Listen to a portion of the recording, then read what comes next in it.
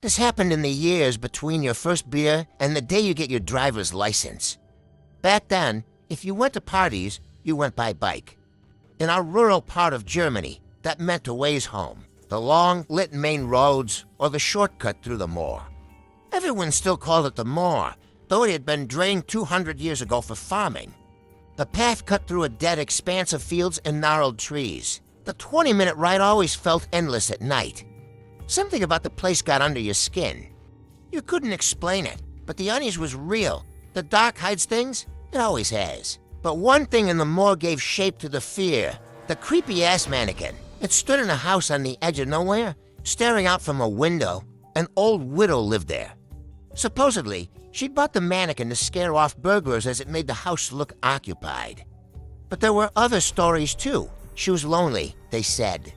There was a presence in the house, like it filled the space someone else once had. A friend of mine delivered magazines to her once.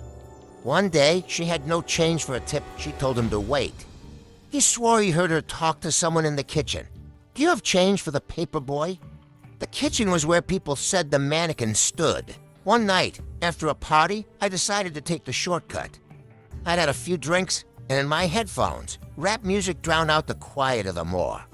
I wasn't afraid of some old doll. I spotted the house ahead, the faint glow of its single lit window. There was the mannequin, staring out like always. Feeling bold, I raised my middle finger as I passed. A stupid laugh bubbled out of me. Then it moved. It wasn't much, a flicker, like a shadow shifting. I slammed the brakes, skidding on loose gravel, and hit the ground hard. When I looked up, the window was empty. I stared, my chest heaving, waiting for something to explain what I'd seen.